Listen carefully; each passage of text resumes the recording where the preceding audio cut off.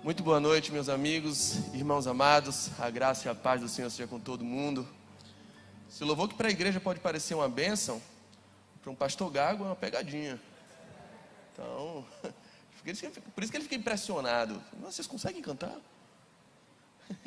Um louvor normal ele não consegue, a gagueira não deixa, imagina. Ainda tem a desafinação, mas isso é outra história. Meus queridos, eu queria ler um texto da palavra de Deus, está no Evangelho de Mateus.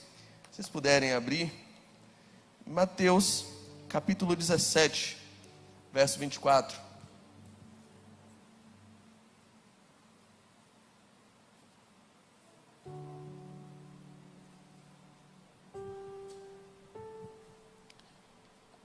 Eu estava numa série aqui de pregações, todas as vezes que eu subia aqui para falar com vocês, falando dos undergrounds da Bíblia, dos desconhecidos, mas hoje não me veio nenhum desconhecido ao coração. Eu quero falar de um conhecido, um tal de Jesus. E o que eu tenho a falar realmente é muito simples. Então, é uma mensagem muito simples e acredito que vai ser rápida. Mas eu acredito que no simples e no rápido Deus pode agir e causar uma transformação imensa em corações essa noite. Eu creio no poder da palavra. Minha fé não está, de fato, naquilo que eu posso discursar, mas naquilo que já está revelado pelo Espírito Santo na palavra de Deus. Eu creio que ela é poderosa para chegar em lugares que às vezes os sentimentos humanos não alcançam, que as terapias não chegam, que as autoajudas não podem acessar. A palavra de Deus é mais penetrante do que a espada de dois fios. Ela atinge espaços, discernindo a diferença entre juntas e medulas, alma e espírito, discernindo os sentimentos do coração que parecem tão obscuros que é insondável a qualquer olho e a qualquer mente humana. Mas a palavra de Deus chega lá. Eu espero que ela chegue aí exatamente onde está doendo hoje, onde precisa de uma intervenção cirúrgica da parte de Deus. Mateus capítulo 17, verso 24 em diante. Uma história muito simples. Eu queria um pouquinho da sua atenção para você refletir comigo nela. E chegando eles a Cafarnaum, aproximaram-se de Pedro os que cobravam as de dracmas, ou 2 dracmas, que é o imposto do templo, e disseram: o vosso mestre não paga as de dracmas? Disse ele: sim. E entrando em casa, Jesus lhe antecipou, dizendo: o que te parece, Simão? De quem cobram os reis da terra os tributos ou os impostos? Dos seus filhos ou dos alheios? Disse-lhe Pedro: dos alheios. Disse-lhe Jesus: logo, estão livres os filhos. Mas, para que não os escandalizemos, vai ao mar, lança um anzol, tira o primeiro peixe que subir, e abrindo-lhe a boca, encontrarás um estáter ou uma moeda, que é no valor de 2 dracmas. Toma-o e dá-o por mim, na verdade 4 dracmas, daria 2 impostos. Dá-o por mim e por ti. Meus queridos, há uma situação um pouco desconcertante acontecendo no texto que a gente leu. Há uma situação de cobrança aduaneira. A alfândega bateu no pé de Jesus e disse: opa, e aí? Tem um imposto aqui que é devido a partir de todo homem, a partir de 20 anos, deve pagar esse imposto. É o imposto de templo, o imposto da manutenção, que deve ser cobrado de todo judeu. Você vai pagar ou você não vai pagar? Aliás, perguntam a Pedro: o seu mestre paga? Qual é a posição de vocês acerca disso? Já que vocês proclamam um novo reino, já que vocês proclamam outro tipo de autoridade, já que vocês proclamam a chegada de um rei que, teoricamente, pode vir até a substituir César, tem um imposto aqui a ser pago. E o imposto, inclusive, é para a manutenção do templo. É esse mesmo templo que parece que o seu mestre está falando que vai destruir. E parece que já não tem valor na teologia dele. E que ele diz que é passageiro. Mas esse templo é mantido com as contribuições humanas. E aí? Vocês pagam ou não pagam? Como é a história? Pedro inicialmente responde sim. Mas vem para Jesus, aparentemente estressadinho. E diz: Jesus, tem uma treta aí para a gente resolver. Os camaradas estão dizendo que a gente não está pagando imposto. E a gente tem que pagar ou não tem que pagar? Você vai pagar, Jesus? O negócio está pegando aqui. A resposta de Jesus, ela comporta algumas derivações e algumas discussões históricas. Mas Jesus basicamente diz para ele assim: Pedro, é correto as pessoas desse mundo cobrar dos filhos de Deus, os herdeiros daquilo que Deus tem feito, ou é correto cobrar dos alheios? Pedro disse: não, dos alheios, não vão cobrar, eles não têm autoridade sobre os filhos de Deus. E Jesus disse: correto. Então, teoricamente eu estaria livre disso. Mas, vamos dar exemplo? Vamos deixar essa situação aqui de um modo em que eu não tenho do que ser acusado e nem você? É o seguinte, Pedro, você está estressado? Vai pescar. Vai lá, pega o primeiro peixe que você achar. No primeiro peixe que você achar, quando você lançar um anzol, você vai encontrar uma moeda. Essa moeda vai ter o valor exato de 2 tributos, de dracmas, um stater. E aí esse peixe você vai, usa e paga no meu imposto seu. É uma história simples.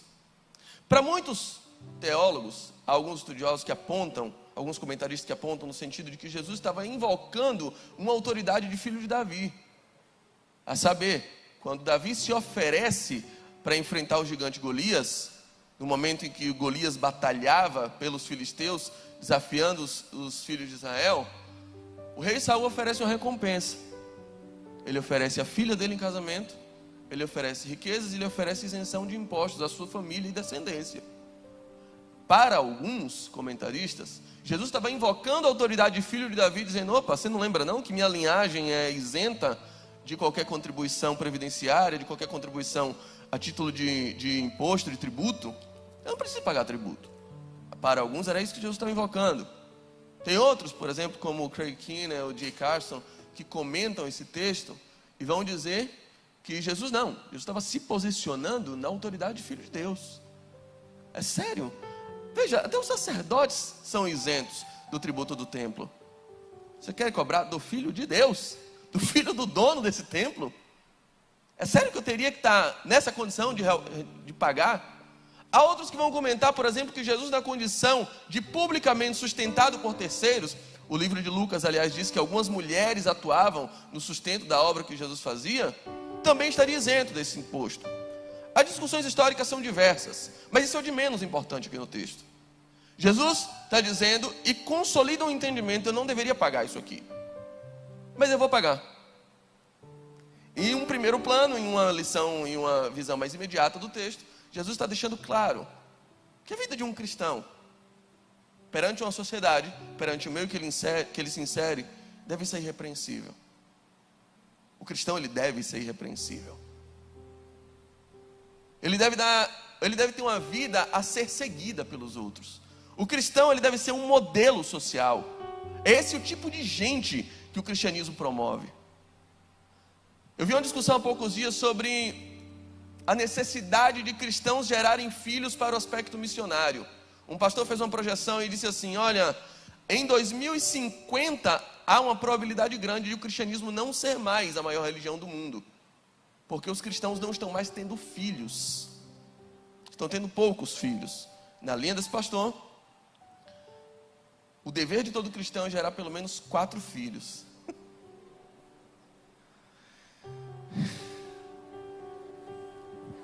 Eu tenho um. E nos últimos 3 anos eu envelheci 30. 3 anos é a idade do meu filho. Aí, segundo esse pastor, a ordem do Senhor é crescer e multiplicar. Multiplicar. Se você tem um filho, você está diminuindo, porque 2 vão deixar 1. Se você tem 2 filhos, você está igualando. Se você tem 3 filhos, você está somando. A partir de 4 você multiplica. Então a ordem do Senhor é ter pelo menos 4. Em algumas situações, dependendo dos pais, poderia ser formação de quadrilha. Mas eu não sei se é essa a missão exatamente que Deus deu para a gente. Porque, obviamente, a questão do crescer e multiplicar, aplicado nos dias de hoje, deve ser considerada também como planejamento, com conceitos de escassez, superpopulação da Terra. Por exemplo, em 94, a população estimada do mundo era 2 bilhões de pessoas. Hoje, a nossa perspectiva ultrapassa 8 bilhões de pessoas. Então, vamos pensar um pouco nisso também. Mas será que de fato é essa a linha missionária que Deus quer de nós? Uma multiplicação de filhos para que o evangelho, para que o cristianismo seja sempre superior? Será que Cristo idealizou uma comunidade, uma família de Deus, a partir de muitos nascidos cristãos, ou a partir de pessoas que nasceram de novo a partir do cristianismo? Será que a ideia é estarmos gerando cristãos de berço, ou a ideia é espalharmos o cristianismo para transformar vidas, e aqueles que nasceram no pecado sejam transformados e ganhem a experiência do novo nascimento? A ideia de Cristo é essa: é formar uma família de irrepreensíveis, de pessoas semelhantes a eles, que não tenham do que se envergonhar diante de uma sociedade. Diante de um mundo corrupto, as pessoas precisam ter para onde olhar. Lembremos, em Atos capítulo 16, havia um homem completamente desesperançado da vida, um carcereiro, que diz: eu não tenho mais o que fazer, eu vou acabar com minha vida, porque se souberem o que aconteceu aqui, vão me matar. A palavra de Paulo e Silas, quando aquele carcereiro queria morrer, queria dar cabo da própria vida, Paulo e Silas disseram: não faça mal nenhum a você, nós estamos aqui. E essa é uma palavra poderosíssima, porque é isso que muitas vezes o moribundo desse mundo precisa ouvir. O desgostoso, o potencial suicida precisa ouvir muitas vezes apenas isso: calma, eu estou aqui. O cristão é aquele, ou deve ser aquele, que se coloca nos lugares com a autoridade suficiente de dizer: eu estou aqui, calma, não vai acontecer nada demais, calma, não precisa desespero, eu estou aqui.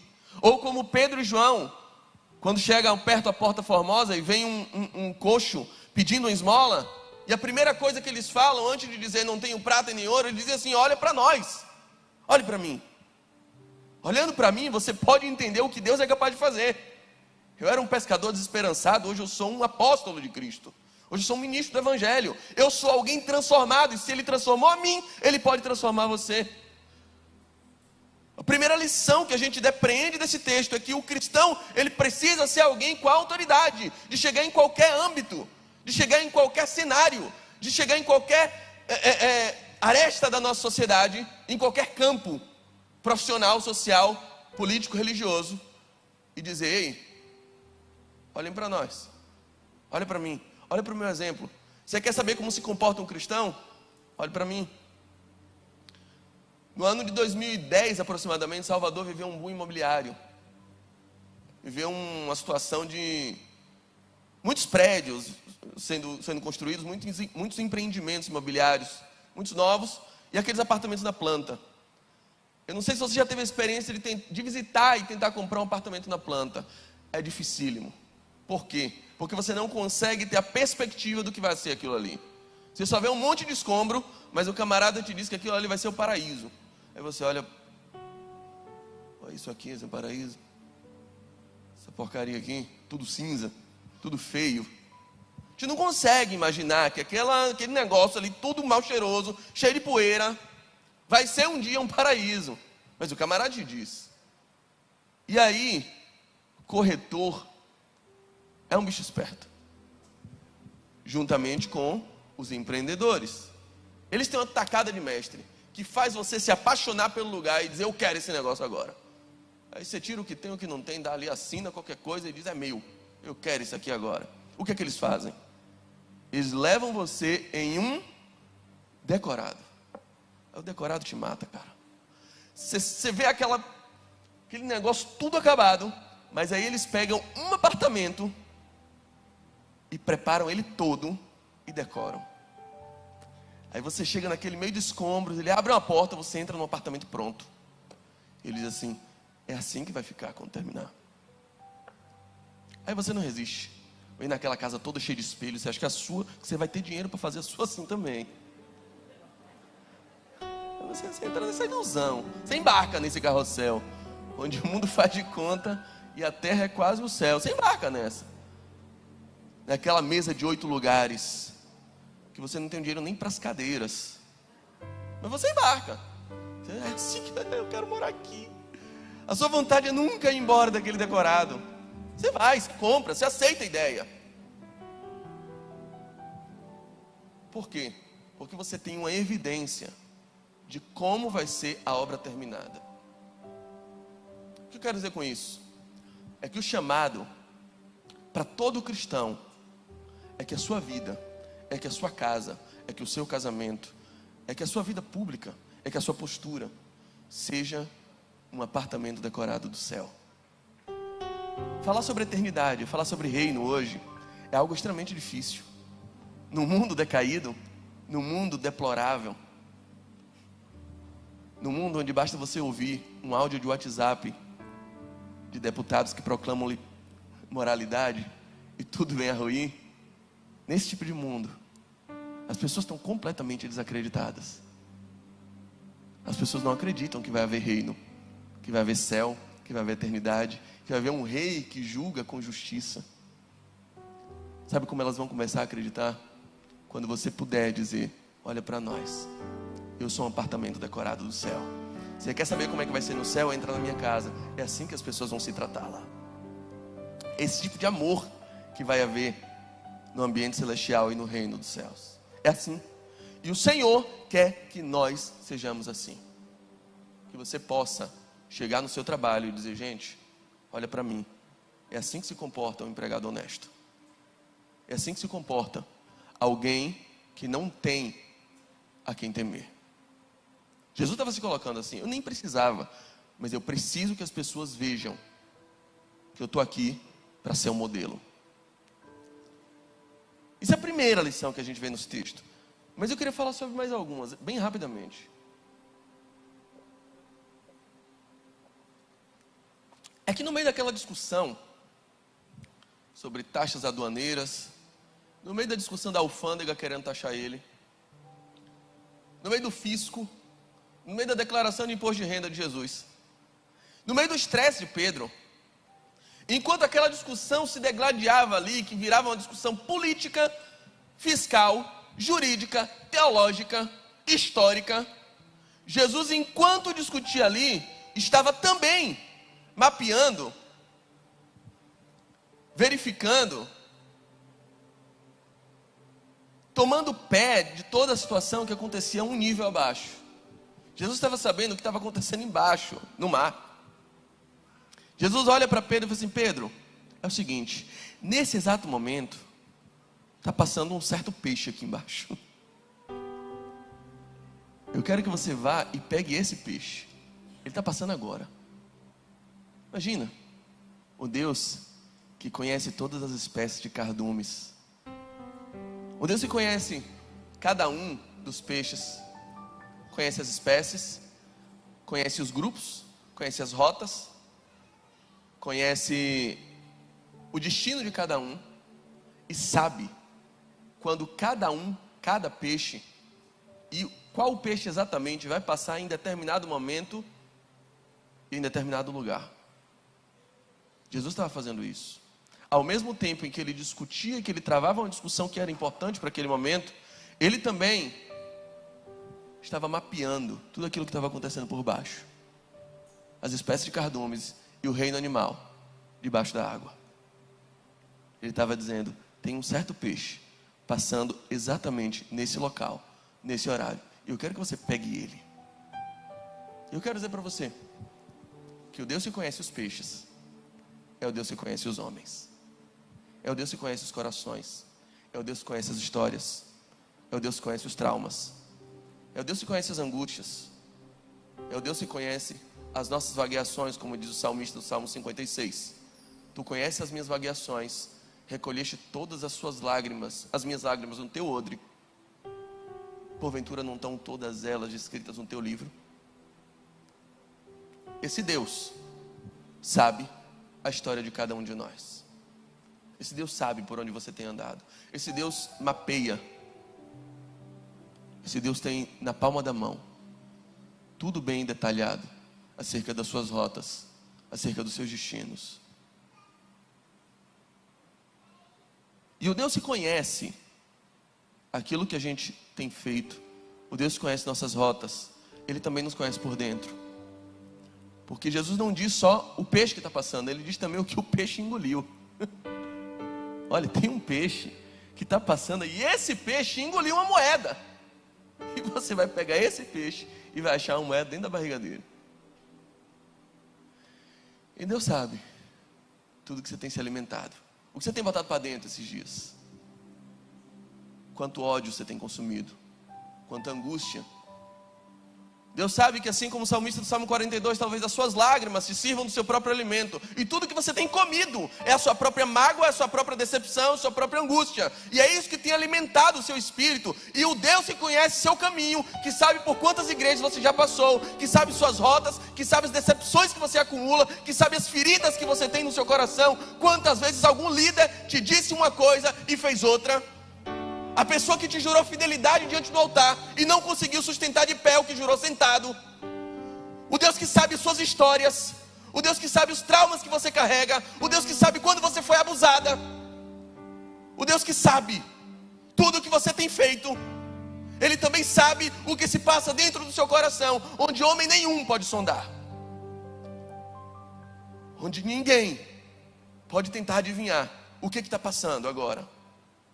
Os seus medos, suas perspectivas, a vida dupla que você leva. A gente viu o caso agora, essa semana, chocou, eu mencionei agora há pouco, mas de um deputado,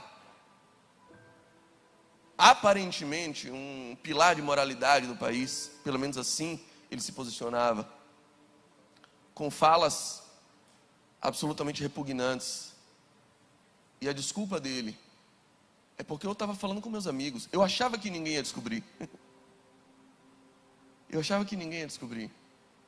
Tem um versículo no capítulo 4 de Marcos, se não me engano é o 24, mas que diz expressamente: nada do que está oculto permanecerá oculto. Tudo virá a ser revelado. Alguém mais já teve medo disso aqui, pensando que um dia o nosso WhatsApp vai ser exposto a um telão no juízo final? No dia vai passar o telão. Ali, ó. Lírio Armação apresenta história da vida de Jefferson. Todos os seus navegações privativas. As conversas que você achou que não tinha ninguém vendo. Aí Deus vai exibir aqui. A gente idealiza isso. Mas Jesus não está tendo uma conversa escatológica ali. Jesus está tendo uma conversa presente. O contexto daquilo. Jesus começa falando sobre a parábola do semeador. E ele está dizendo, o que é parábola? O que é uma semeadura? É aquilo que você planta debaixo da terra, esperando que ela nasça acima da terra. Aquilo que você planta no privado, uma hora vai repercutir em público. Aquilo que você esconde no oculto, uma hora aparecerá para todo mundo ver. Pode ser uma sementinha, uma hora vira uma árvore e todo mundo enxerga. Depois ele fala, no mesmo gancho, de uma outra parábola, da candeia acesa. Ele diz assim, gente, ninguém acende uma candeia para colocar debaixo da cama. Você acende uma candeia para colocar no velador, para que todo mundo veja. O que se acende é para ser visto. Ele diz da mesma forma, não tem nada oculto que não venha a ser revelado. Jesus está falando de situações presentes da nossa vida. É que aquilo que está oculto no seu coração, mais cedo ou mais tarde, acaba se revelando pelas suas atitudes. Deus sabe disso. Deus te conhece. Deus sabe o que você guarda. Deus mapeia o seu interior. Deus sonda a sua alma. Deus conhece seu coração. Seja num grupo de amigos, seja numa declaração pública, seja numa treta do Facebook. Mais cedo ou mais tarde, o seu coração revela quem você é. E antes que isso aconteça, há um Deus dizendo, eu já sei, eu já conheço. O Deus que conhece o interior dos peixes, conhece o interior dos homens. Conhece a profundeza da sua alma. Conhece a particularidade do seu sentimento. Conhece cada centímetro das suas angústias. Sonda cada gota das suas lágrimas. Sabe o cheiro das suas orações. Até aquela que você não consegue fazer. Até aquela que você não tem coragem de fazer. Tudo isso Ele sabe. E sabe o que você tem comido. sabe o que você tem se alimentado. Mas a última coisa que eu queria dizer é que Jesus usa para resolver uma situação presente algo extremamente destrutivo.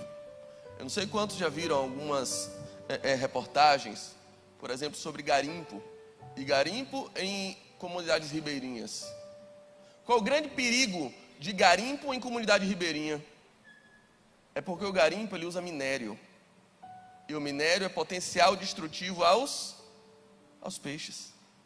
Fazer garimpo em comunidade ribeirinha, em alguns lugares, dependendo da situação, pode ser crime. Porque você mata toda uma fauna aquática. Um dos maiores inimigos dos peixes é o minério. Porque, você conhece o ditado, o peixe morre pela boca. O peixe não sabe filtrar bem o que come. Você jogou, ele come. E alguns bebem mercúrio, comem ouro, comem qualquer tipo de mineral e acabam morrendo. O que eu quero dizer é que aquela moeda na barriga daquele peixe tinha um potencial destrutivo. Poderia matá-lo. Era mortífero para isso. E Jesus na sua sapiência, Jesus na sua sabedoria e na sua capacidade de ressignificar sentimentos, de ressignificar situações, de dar novo sentido a histórias que aparentemente estavam perdidas, de Jesus, um ser capaz de proclamar recomeços a partir do nada, um Deus capaz de decretar novas histórias a partir de escombros de castelos destruídos, pega aquilo que aparentemente seria letal, mortífero, aquele pequeno peixe desconhecido e no meio de uma multidão, de um cardume, que ele conhece na imensidão de um oceano, e que ele mapeia, e que ele sabe exatamente onde está, no momento onde está, ele pega esse peixe, com aquela moedinha esquecida por toda a humanidade, na imensidão de um mar, ele pega aquela moeda, que mataria aquele peixe, e resolve a situação presente deles. O que eu quero dizer para você é o seguinte, é que talvez o seu pior defeito, aquilo que tem o potencial de te matar, de te afastar de todo mundo, ele só é um defeito porque você ainda não entregou ele nas mãos do Senhor. Ele só é tão destrutivo na sua vida porque você ainda não submeteu o seu sentimento ao Senhor. Em Lucas capítulo 7, a gente vê a história de uma mulher conhecida por ser pecadora, que trazia um perfume valiosíssimo. Eu não sei o que ela ia fazer com aquele perfume. Não sei se ela comprou aquele perfume para casar. Não sei se ela recebeu de herança. Não sei se era o mesmo perfume que ela usava para se perfumar e conquistar outros homens, porque ela era conhecida por ser pecadora.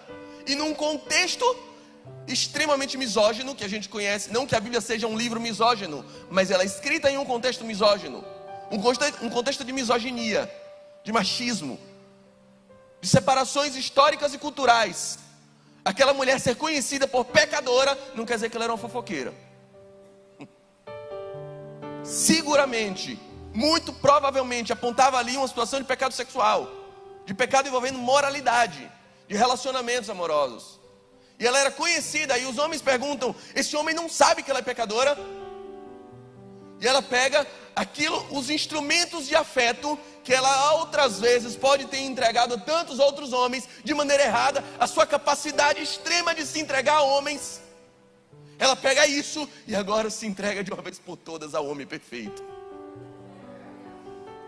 Aquilo que era destrutivo na vida dela, aquilo que estigmatizou ela, aquilo que transformou ela numa pecadora, agora ela é transformada em uma adoradora. E Jesus disse, daqui para frente, quando alguém falar do Evangelho, vai ter que falar dessa mulher. Ela está me preparando para a minha morte. Ela fez uma boa ação, não tentem impedir ela, queridos. Os discípulos tentam. Judas acha um desperdício, um devaneio. Essa é uma loucura. Jesus, não, ninguém tenta impedir ela, não. Ela está simplesmente colocando aquilo que até hoje matou ela, que até hoje envenenou ela, que até hoje segregou ela, que até hoje separou ela do restante do cardume, que até hoje fez dela uma pessoa indigna. Ela agora está recebendo a minha dignidade. É esse o Deus que é capaz de transformar pecadoras em adoradoras, fofoqueiros em evangelistas. O grande problema daquilo que está te matando é porque você ainda não entregou nas mãos do Senhor. É porque você ainda não submeteu ao Senhor. Hoje de manhã a gente teve uma palavra tão bonita sobre a graça e a beleza singular de ser eu. Não sei quantos viram aqui, mas é uma palavra muito profunda sobre as nossas particularidades. E como Caim achou que precisava matar Abel para ser aceito por Deus, porque talvez na cabeça dele o coração de Deus só cabia um. Não. Deus não errou quando te fez, quando te projetou. Quando te projetou ansioso. Mas talvez essa ansiedade só te mata porque você não colocou à disposição de Cristo. Ele pode transformar a ansiedade talvez em proatividade para o reino. O grande problema é a nossa incapacidade de submeter as nossas particularidades, as nossas individualidades diante de Cristo. Eu digo isso por experiência própria. Minha vida inteira, na minha infância, alguns pombos sujos aqui me conheceram criança. Poucos. Mas eu tinha muita dificuldade em cultivar amizades. Porque eu era extremamente arrogante. E eu não aguentava, eu corrigia todo mundo. Ninguém falasse tauba na minha frente. Eu não aguentava, era mais forte que eu. Era mais forte que eu. Ainda bem que o Diogo não me conheceu. Eu pegar um gago pela frente. Você ia sofrer muito, bicho. Você estava lascado em minha mão. Eu era extremamente chato. As pessoas não aguentavam. Eu tinha poucos amigos. Lá no meu bairro, ninguém queria andar comigo. Porque eu corrigia as pessoas. No colégio, nossa. É um prazer de reencontrar um amigo na época de colégio. Querido Ângelo. Muito amigo meu. Ângelo apanhou muito em minha mão, em correção. Eu era filho do professor de português. Então, falou errado na minha frente. A minha arrogância falava mais alto. A necessidade de destruir a pessoa na frente. Eu tinha muito isso. Meu Deus do céu. Era insuportável. O que faltava, era eu colocar esse meu desejo de erradicação da ignorância nas mãos do Senhor. E talvez hoje, eu cada vez me aproximo mais de pessoas, às vezes de pessoas que eu nem conheço. Eu chego em lugares que eu nem sonho que estou atingindo, através de um quadro que eu faço no YouTube, chamado Você Entendeu Errado. É um quadro que eu faço para corrigir pessoas, mas agora à disposição do reino, na mão do Senhor. Jesus pegou aquilo que era meu pior defeito, aquilo que me afastava de todo mundo, mas na mão dele foi capaz de me aproximar dos meus irmãos. Aquilo que poderia matar um peixe, não o matou, ainda resolveu uma situação na vida de outras pessoas, serviu a outras pessoas.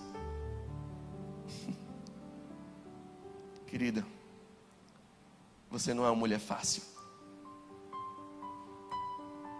Você só está nas mãos erradas. Amigo, você não é um desonesto.